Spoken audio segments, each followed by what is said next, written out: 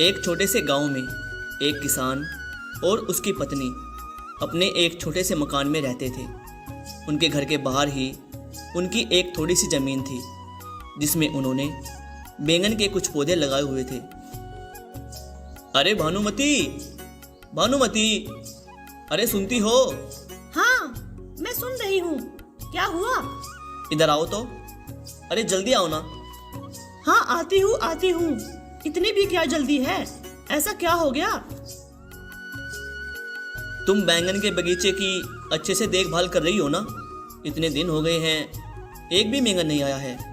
मैं तो रोज अच्छे से इसकी देखभाल करती हूँ, सुबह शाम रोज टाइम से पानी भी देती हूँ, लेकिन फिर भी हमें इसका फल नहीं मिल रहा है। अच्छा ठीक है, तुम अच्छे से इसकी देखभाल करना।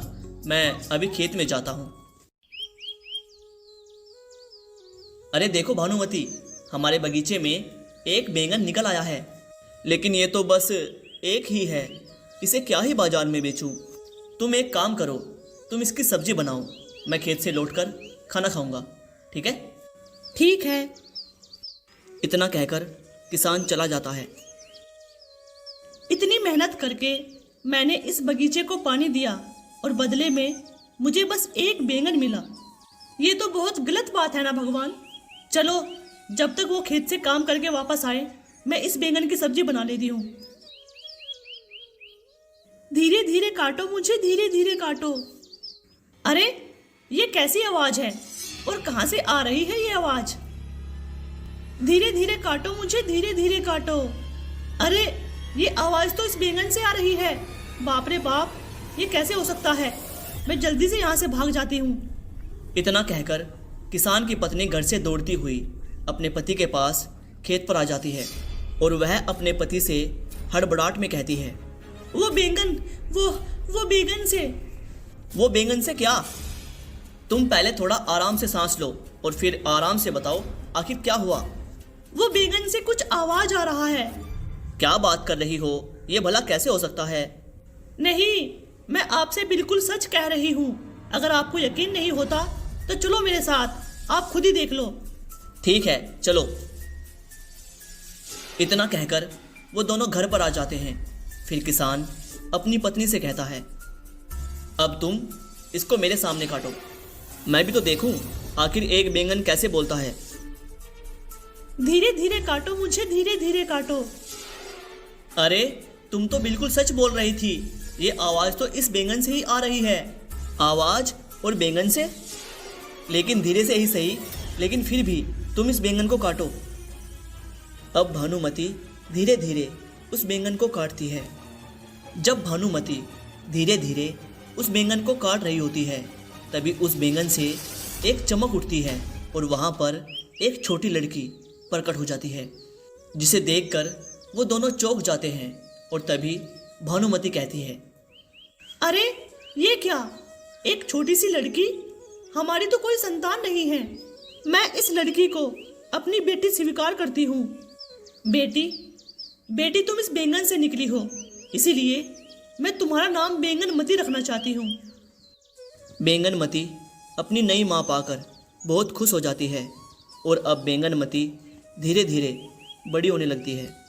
बढ़ती उम्र के साथ साथ वो बहुत ज़्यादा सुंदर भी होती जा रही थी। एक दिन वह किसान अपने खेतों में काम कर रहा था और बैंगनमती अपने पिता के काम में हाथ बटा रही थी। और उसी समय उस राज्य का राजा अपना भेष बदलकर प्रजा का हाल जानने निकला था। जब वह उस किसान के खेत के पास से गुजर रहा था तो उसकी नज़र खूबसूरत बैंगनमती पर पड़ती है। राजा ने अपने पास से गुजर रहे एक व्यक्ति से पूछा, ये किसकी लड़की है? अरे, इसी किसान की बेटी है। राजा ने अपने महल में पहुंचकर उस किसान को बुलावा भेजा। महाराज, आपने मुझे बुलाया, लेकिन मैं आपकी क्या सेवा कर सकता हूँ? जब तुम अपने खेत में काम कर रहे थे तो तुम्हारे साथ एक लड़की थी। मुझे जानना है वो लड़की कौन थी। महाराज, वो एक तरह से मेरी बेटी है और नहीं भी। इसका क्या मतलब हुआ? उसके बाद किसान ने सारी बातें राजा को साफ साफ बता दी। सारी बातें जानने के बाद राजा ने कहा। अच्छा, तो ये बात थी। तो मैं बैंगनमती से शादी करके उसे इस राज्य की रानी बनाना चाहता हूँ। महाराज, आप एक मामूली से किसान की बेटी से शादी करेंगे? हाँ, बिल्कुल करेंगे। हम उसकी सुंदरता पर मोहित हो गए हैं। किसान बहुत खुश हो गया। उसने घर जाकर अपनी पत्नी को सारी बातें बताई। सारी बातें सुनकर उसकी पत्नी भी बहुत खुश हो जाती है और कुछ ही दिनों बाद राजा के साथ बैंगनमती का विवाह हो जाता है। अपनी बेटी की शादी के बाद वह किसान और उसकी पत्नी दुखी रहने लगे। और इधर जब नई बहू ने महल में प्रवेश किया तो सभी ने उनका आदर से, सम्मान से, प्यार से स्वागत किया। राजा ने अपनी नई पत्नी का नाम बैंगन सुंदरी रखा। नई रानी को देखकर बड़ी रानी भी कहने लगी, तुम कितनी सुंदर हो छोटी बहन। कुछ दिन ऐसे ही बीत गए। महल के सभी लोग नई रानी की सुंदरता और स्वभाव की तारीफ करने लगे, जिसे देखकर बड़ी रानी छोटी रानी से जलने लगी। इस छोटे से किसान की बेटी ने ना जाने कहां से आकर सबका ध्यान अपनी ओर खींच लिया। मुझे तो अब कोई पूछता भी नहीं है। एक दिन की बात है, बड़ी रानी ने बैंगन सुंदरी से पूछा, छोटी रानी, तुम्हारी जान कहाँ पर है? अरे छोटी बहन, जान और कहाँ पर होगी? जान तो मेरे दिल में ही है। ये नहीं हो सकता। तुम तो इंसान के पेट से पैदा ही नहीं हुई, इसीलिए तुम्हारी जान शरीर के अंदर नहीं हो सकती। जरूर वो कहीं और पर रखी है।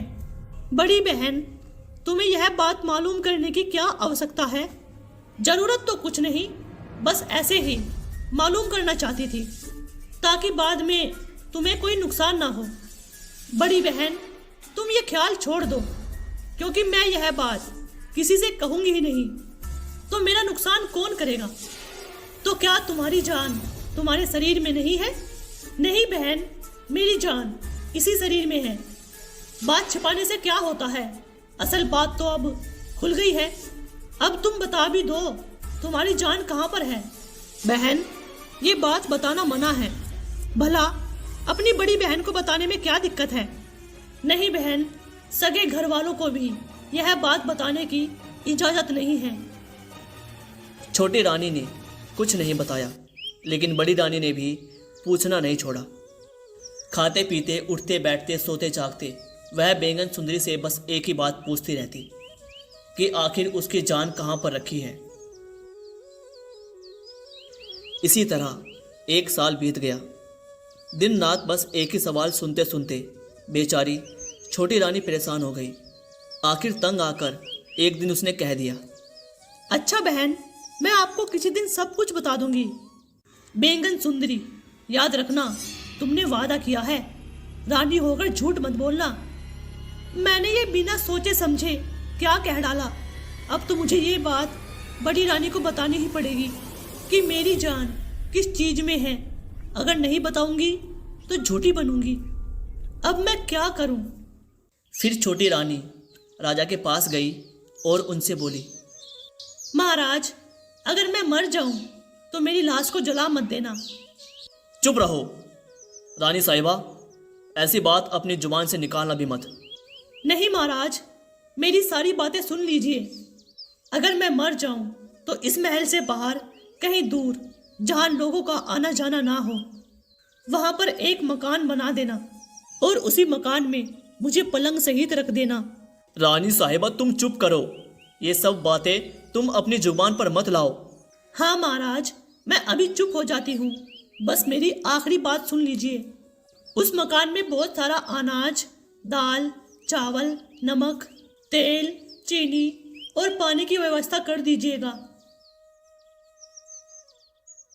कुछ दिन बीत गए। फिर बड़ी रानी ने छोटी रानी से पूछा, छोटी रानी, तुमने बताया नहीं कि तुम्हारी जान कहाँ पर है? तो क्या बहन, सचमुच बताना ही पड़ेगा? तुमने वादा किया है तो क्या तुम उसे पूरा नहीं करोगी? अगर मैं बता दूंगी तो तुम जरूर मेरी जान ले लोगी।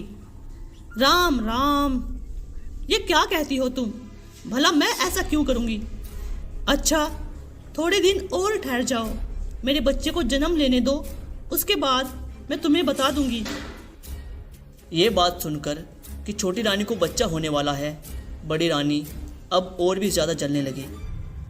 अगर तुम अभी नहीं बताओगी तो मैं पूरे राज्य में ढिंढोरा पिटवा दूंगी कि रानी होकर भी मामूली लोगों की तरह झूठ बोलती है। अच्छा, तो फिर ठीक है, सुनो। मेरे पिता के खेत के पास एक कुआं है और उस कुएं के अंदर एक लकड़ी का संदूक है और उस संदूक के अंदर एक सोने का डब्बा है और उस सोने के डब्बे के अंदर एक माला है। उसी माला में मेरी जान है। छोटी रानी, तुम्हारी किस्मत बहुत अच्छी है जो तुम्हारी जान को कोई खतरा नहीं है। देखो, वो कुएं के अंदर एक संदूक, फिर संदूक के अंदर एक डब्बा और डब्बे के अंदर एक माला। इतनी महफूज है तुम्हारी जान, फिर तुम्हारी जान कौन ले सकता है। और दूसरी तरफ हम लोगों की जान देखो कितनी सस्ती है कि जरा गला दबाया नहीं, जान निकल गई। खैर, तुम सही सलामत रहो। इतना कहकर बड़ी रानी वहाँ से चली गई। फिर उसने एक दासी को कहकर एक गोटा खीर को वहाँ बुलवाया। देखो, अगर तुम मेरा ये काम कर दोगे तो मैं तुम्हें 10 सोने की मोहरें दूंगी। क्या काम है महारानी जी, आप बस बताइए। फिर बड़ी महारानी ने उसे बैंगन सुतरी के पिता के खेत के बारे में बताया। वहाँ पर एक कुआं है और कुएं के अंदर एक संदूक और उस संदूक के अंदर एक डब्बा। तुम चुपचाप उस डब्बे को निकाल लाओ और हाँ, किसी को कानो कान खबर नहीं होनी चाहिए। गोटा खेर उसी वक्त उस डब्बे को कुएं से निकाल कर ले आया। महारानी जी, ये लीजिए आपका डब्बा। उधर कुएं से डब्बा निकालते ही बैंगन सुंदरी की तबीयत खराब रहने लगी और उधर बड़ी रानी ने डब्बे से माला निकाली और उसे उलट पलट कर देखने लगी। और जैसे ही बड़ी रानी ने वह माला पहनी, बैंगन सुंदरी तड़पने लगी और उसका शरीर ठंडा पड़ने लगा। पूरे महल में कोहराम मच गया। राजा भी रोने लगे। तभी राजा को बैंगन सुंदरी की उस दिन की बातें याद आने लगी। राजा ने उसी वक्त मंत्री को बुलाया और उनसे कहा, मंत्री जी, जितनी जल्दी हो सके राज्य के बाहर बैंगन सुंदरी के लिए एक मकान बनवाया जाए। अब मकान का क्या होगा महाराज? अब रानी के मर्त शरीर को जला देना चाहिए। नहीं, बैंगन सुंदरी की यही इच्छा थी। मंत्री जी, याद रखना, जहां लोगों का आना जाना ना हो वहीं उस मकान को बनवाना है और बैंगन सुंदरी को पलंग सहित वहां पहुंचा दिया जाए। इसके अलावा राजा ने वो सारी सामग्री भी उस मकान में रखने को कहा जो बैंगनमती ने राजा से कहा था। आपकी जैसी इच्छा महाराज। बैंगनमती ने जैसा कहा था, राज्य के बाहर बिल्कुल वैसा ही एक मकान बनवा दिया गया और बैंगन सुंदरी को पलंग सहित उस मकान में लेटा दिया गया। दिन पर दिन गुजरते गए और इसी तरह 1 साल गुजर गया। बड़ी रानी बहुत खुश थी। उसका तो जैसे कलेजा ही ठंडा हो गया था।